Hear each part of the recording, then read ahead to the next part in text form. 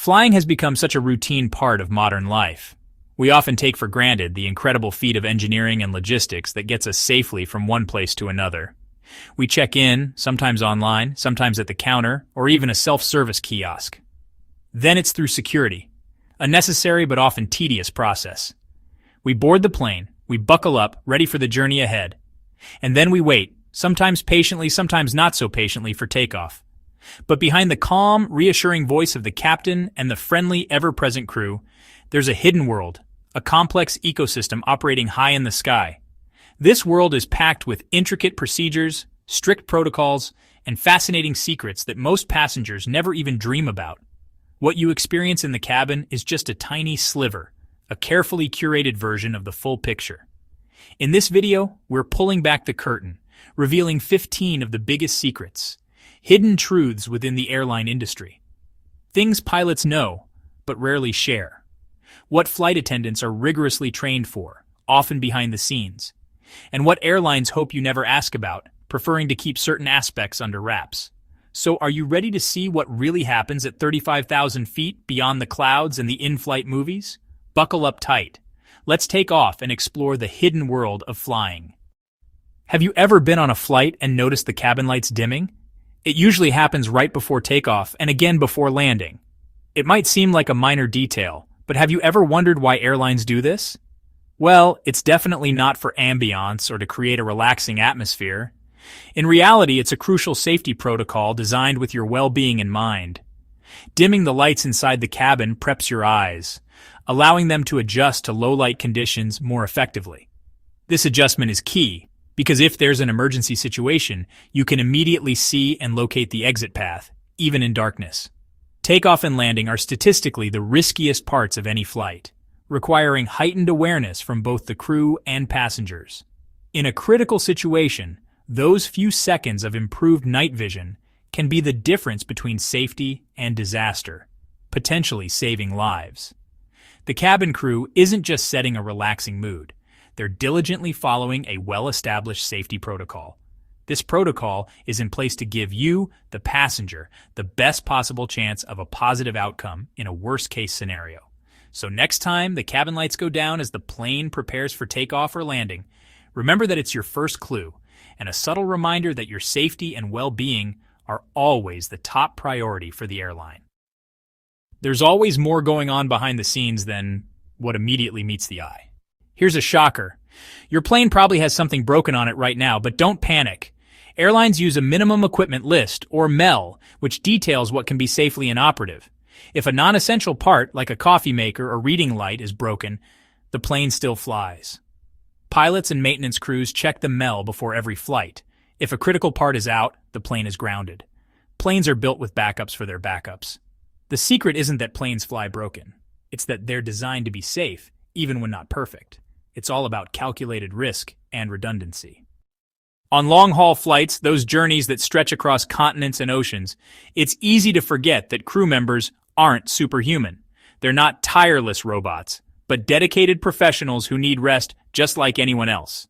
To combat fatigue and ensure peak performance, they nap in hidden bedrooms, cleverly integrated into the aircraft's design, called crew rest compartments. These secret bunks are often tucked away above or sometimes even below the main passenger cabin, utilizing otherwise unused space. Access to these hidden havens is usually gained by a disguised staircase, a cleverly concealed door, or even a panel that blends seamlessly into the wall. Inside, you'll find compact bunks designed for maximum comfort within a minimal footprint. Each bunk is thoughtfully equipped with privacy curtains to block out light and noise, individual reading lights for relaxation, and often personal storage space. To ensure everyone gets adequate rest, crew members take shifts, rotating between active duty and designated rest periods. This carefully orchestrated system ensures that pilots and flight attendants are consistently well-rested and alert, ready to handle any situation that may arise. Fatigue is widely recognized as a major risk factor in aviation, potentially leading to errors in judgment and delayed reaction times. Therefore, these hidden rooms aren't just a luxury, they are a critical safety requirement mandated by aviation authorities worldwide. So next time you spot an odd closet door or a seemingly out-of-place panel near the galley, it might just be the entrance to the crew's secret hideaway, a place where they can recharge and prepare for the demands of their vital role. Ultimately, a rested and refreshed crew translates to a safer and more comfortable flight experience for each and every passenger on board. Those oxygen masks that drop in an emergency, they only provide about 12 to 15 minutes of air, but that's all you need. Their job is to keep you conscious while the pilots dive the plane to a safe altitude where you can breathe normally. A jet can descend from cruising altitude to 10,000 feet in just a few minutes, well within the mask's limit. The key: put your mask on immediately. The 15-minute supply isn't a flaw, it's a perfectly calculated safety measure. It's one of the most practiced emergency procedures in aviation. Think twice before accepting coffee, tea, or tap water on a plane. The water comes from onboard tanks that aren't cleaned as often as you'd hope. Studies have found bacteria like coliform in aircraft tap water. Most flight attendants avoid it themselves. Bottled water is the safest bet. The same goes for bathroom sinks. That water isn't potable. Use it for washing hands, but never for drinking or brushing your teeth. When it comes to water on a plane, stick to sealed bottles. On long flights, pilots are often required to nap. Yes, even while you're in the air. It's called controlled rest in position, and it's a safety measure to fight fatigue. With more than 2 pilots, they rotate through the hidden crew rest bunks. With just 2, one naps in the cockpit while the other stays alert. These naps are short, planned, and only during cruise phases. A rested pilot is a safer pilot. So don't worry if your captain just woke up from a power nap. It's all about keeping you safe until landing. Why do you have to switch your phone to airplane mode? It's not because your texts will crash the plane. The real reason: cellular signals can interfere with cockpit communications, causing distracting buzzing in pilots' headsets. Modern planes are shielded, but the rule remains to ensure clear communication with air traffic control. Your phone won't bring down the plane, but it could be a major annoyance for the crew. It's about eliminating even small risks and distractions, so airplane mode is more courtesy than catastrophe prevention. That bathroom lock isn't as private as you think. For safety, every airplane lavatory can be unlocked from the outside by crew.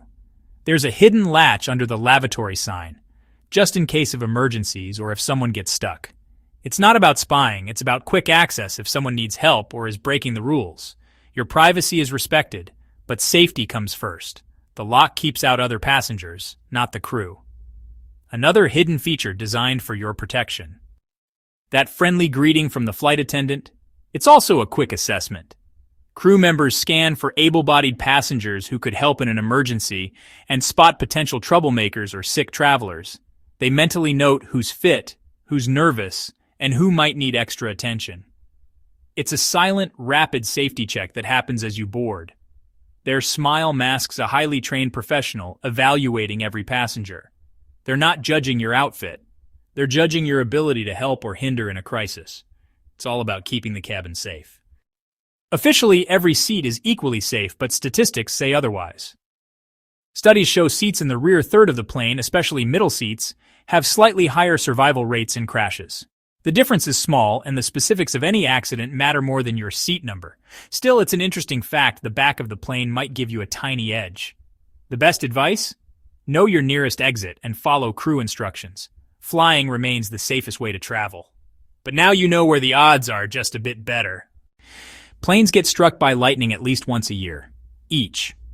But you almost never hear about it because they're built to handle it. The metal skin acts as a Faraday cage, letting electricity flow harmlessly around the cabin and out the tail. Passengers might hear a bang or see a flash, but they're safe.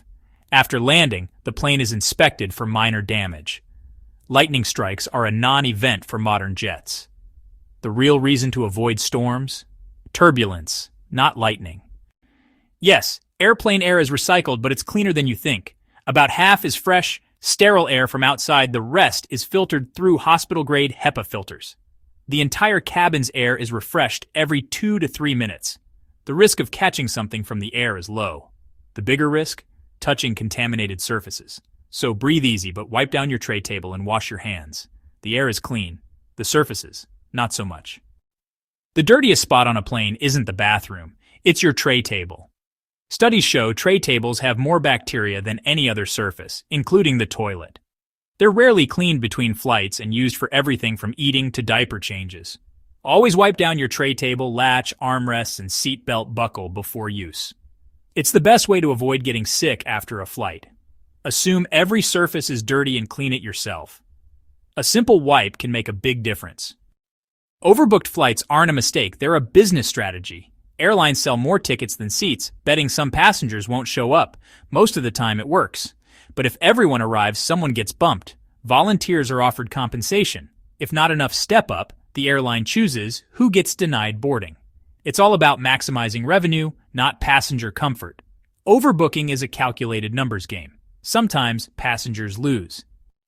It's rare, but people do die mid-flight. The crew confirms the death, often with help from a doctor on board or via ground consultation. The goal is to be discreet and respectful, moving the person to a private area if possible, or covering them in their seat. The flight usually continues to its destination unless there's a chance to save the person. Upon landing, authorities handle the situation. Crews are trained for this, managing it with professionalism and care. It's a somber reality, but part of airline protocol. Beneath the smooth surface of air travel is a world of hidden rules and secrets. From dimmed lights to secret crew bunks, overbooked flights to recycled air, flying is a carefully orchestrated system. Some secrets are for safety, some for profit, and some are just plain weird. Now you're an insider. You know what's really happening behind the scenes. If you learned something new, hit like, subscribe, and share your favorite secret in the comments. Until next time, safe travels, and don't forget to wipe down that tray. See you in the skies.